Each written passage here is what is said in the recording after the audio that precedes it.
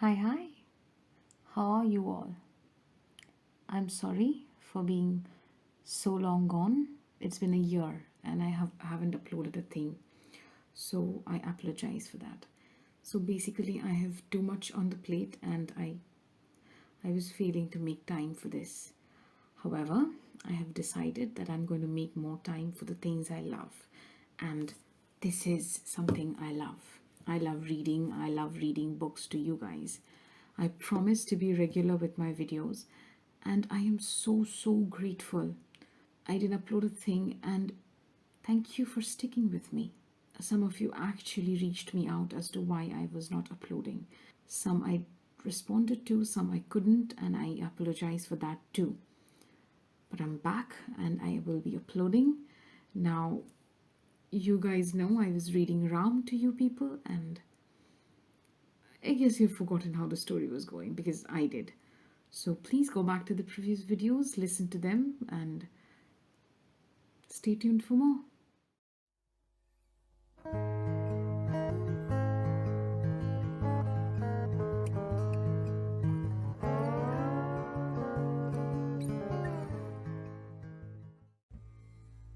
A week later, the ship of the chief of the Malaya Putras headed towards one of Vishwamitra's several ashrams. It sailed across the Sarayu with Ram and Lakshman on the balustrade. Lakshman was curious. He asked Ram, "Dada, if Maharishi Vishwamitra had these massive ships, and there were at least 300 trained warriors, why did he need us for?" "I don't know," was all that Ram could say as he looked to the distance. Everybody on board kept safe distance. Both the brothers were confused. Their father ordered them to treat Maharishi Vishwamitra as their guru.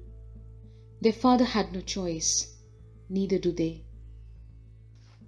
A few days later, the ships dropped anchor. Boats were lowered and 50 people rowed across the shore, with Ram and Lakshman. On reaching the banks, the Malaya Putras immediately readied the ground for puja. "What are we planning to do, Guruji?" enquired Ram. Vishwamitra, with a sardonic smile and furrowed brows, asked, "Haven't your Rajguru taught you anything about this place?" Ram wasn't ready to comment anything uncomplimentary about Vashisht. However, Lakshman declared they weren't taught. This was the place where Parshuram offered a prayer to the fifth Vishnu, Lord Vaman, before his battle with Kartavirya Arjun. He performed the Bal Atibal Puja for health and freedom from hunger and thirst. Lakshman was in awe, and Ram, with folded hands, requested to learn this ritual.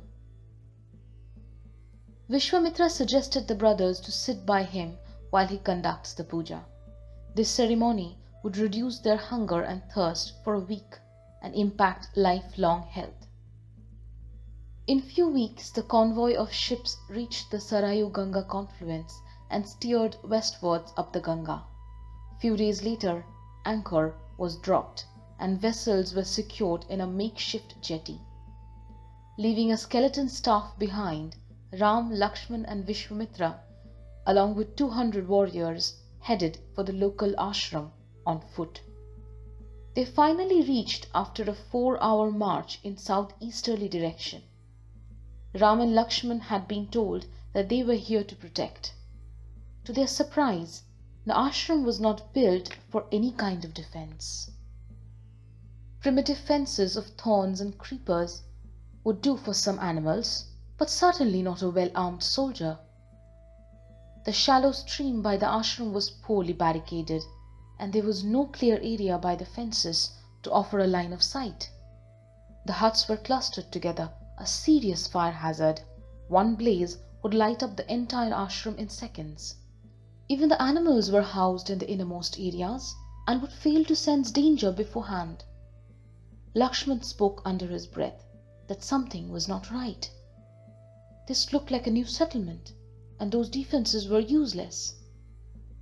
Ram, however, signaled him to keep quiet as Vishwamitra approached, who was even taller than Lakshman. He asked the princess to have their lunch and then they would talk. Ram and Lakshman stayed by themselves, being mostly ignored by the denizens of the camp. These people were busy implementing tasks given by Arishtanemi, the legendary Malayaputra military chief and Vishwamitra's right-hand man. Vishwamitra sat in Sukhasan, meditating under a banyan tree. Arishtanemi was talking to an aide, pointing towards the princess. Within moments, a woman in saffron dhoti and blouse approached Ram and Lakshman. She placed 2 plantain leaves in front of the princess and sprinkled ritual water. A couple of young students bearing food came along.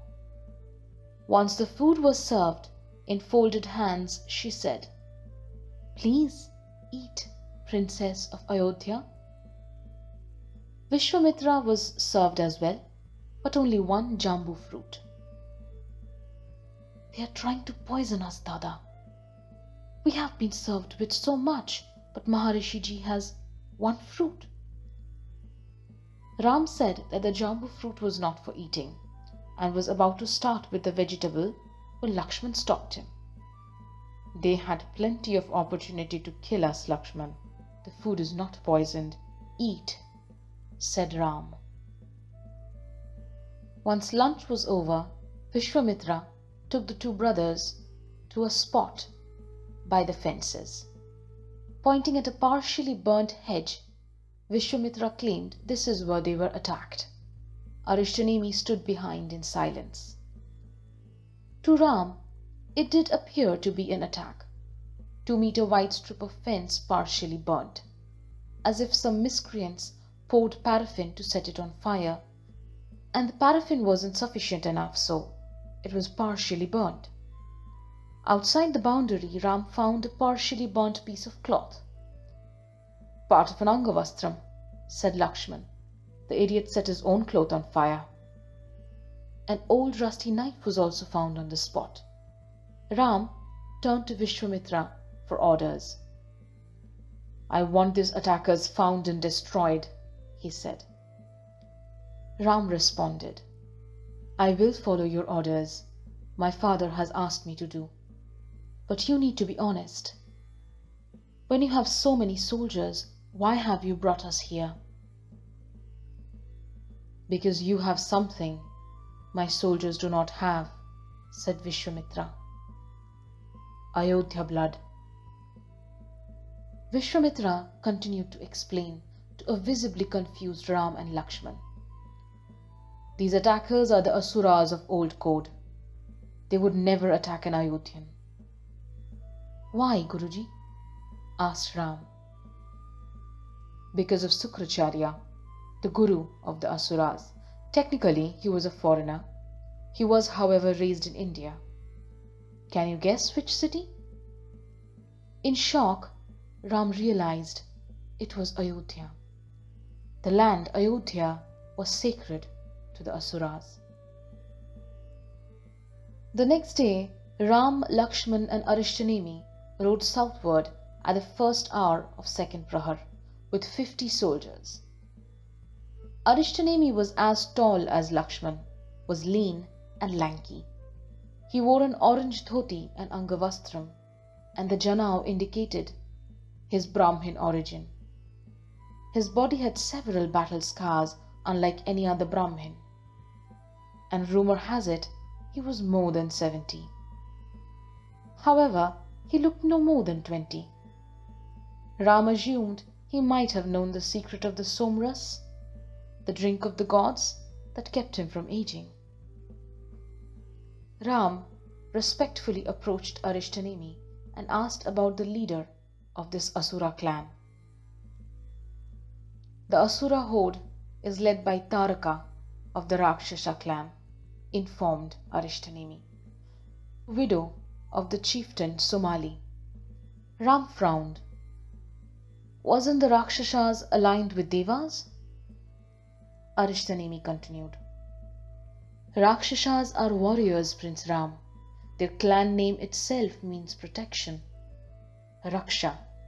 It is said their name emerged when their victims asked to be protected from them. They are the finest mercenaries of ancient times. Some allied with Devas, some joined the Asuras. Ravan himself is half Rakshasa. Oh, Ram explained. Arishtanemi continued. Taraka's militia has 15 soldiers, led by her son, Subahu. Just 15 soldiers was a bit of a shock for Ram. He frowned. The next morning, the party left their temporary camp to move forward. The Asura camp was an hour ride from there, and the soldiers were on a lookout for traps. Ram was intending to struck up more conversation with Arishtanemi. Just 50 people on the clan keeping the Asura code alive sounded too good to be true. Where are the others? He asked the military chief. Arishtanemi smiled. This boy is smart. Guruji must be warned. Ram egged on with his questions. If the Asuras were here, they must have had attacked the descendants of the Devas. They must not be in India. Where are they? After a long pause and stalling, Arishtanemi spoke. Have you heard of the Vayuputras? Ram affirmed his knowledge. The Vayuputras are the tribe left by the previous Mahadev, Lord Rudra, like the Malayaputras are the people left by the previous Vishnu, Lord Parshuram. The Vayuputras are to protect India from evil, and one among them would be the next Mahadev when time comes. What has this to do with the Asuras? Asked Ram. Arishtanemi kept smiling. Has the Vayuputras given shelter to the Asuras? Arishtanemi's smile broadened. It dawned upon Ram the Asuras have joined the Vayuputras. But why? Because Lord Rudra ordered them to, said the military chief.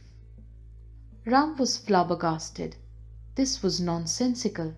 With a bemused expression, he thought to himself, the masculine people were indeed strange. He was about to meet some of these quixotic creatures. Why should they be destroyed? What had they done? Arishtanemi knew a lot more than he was spilling. He is loyal to the Maharishi. I need more information on the Asuras. While Ram was in deep thought, Arishtanemi watched him keenly.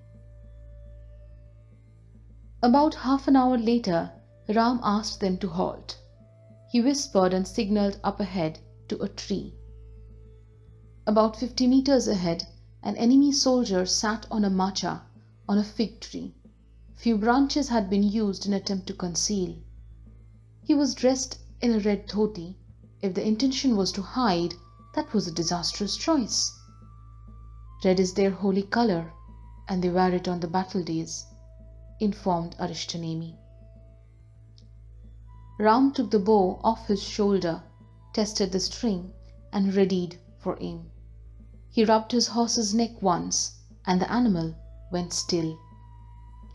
In a quick motion, Ram took an arrow, knocked it on the bow, and flicked ferociously at the target, the thick rope that held the macha.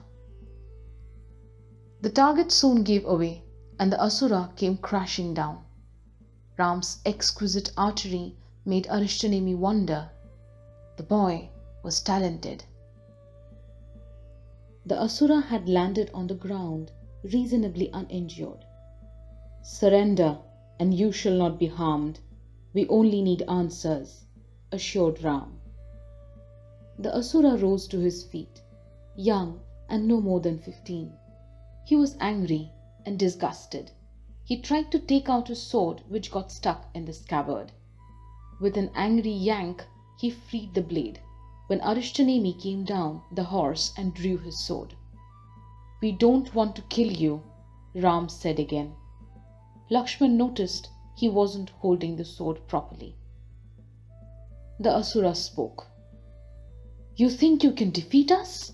The true Lord is with us. Your false god cannot protect you. You will all die.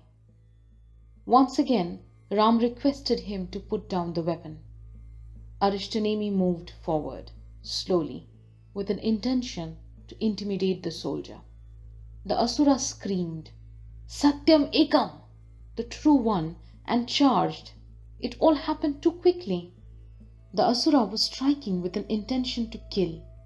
Arishtanemi was tall and was deftly avoiding the downward slices. Stop, warned the military chief. The Asura screamed and moved his sword arm, swinging from the left. Even if done properly, this move would be a mistake against someone like Arishtanemi. The Malayaputra swung hard, and the powerful blow made the opponent's sword flew out of his hand. From a high angle, Arishtanemi nicked a little on his chest, but stepped back, immediately assuring he was a Malayaputra. Arishtanemi then lowered his voice and whispered only for the Asura to hear, Sukracharya's pig.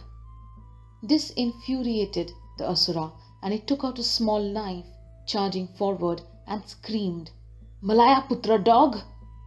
Arishtanemi stepped back, hands up in defense, the sword facing horizontally. The Asura ran into the sword, the blade cutting through his abdomen. Damn it, said Arishtanemi. The Asura was stunned. The trickling blood from his abdomen soon turned into a steady burst. He collapsed, screamed more in shock than pain. I told you to stop, said a frustrated Arishtanemi. Lord Rudra be merciful, said Ram. There was no saving him. That amount of blood meant essential organs were sliced. Arishtanemi continued. I warned him. You warned him. He walked straight into the blade. Ram closed his eyes and said, Put him out of his misery. Arishtanemi went down on his knees and looked at the Asura. He made sure his expression was only visible to the soldier. And then he sneered before following Ram's orders.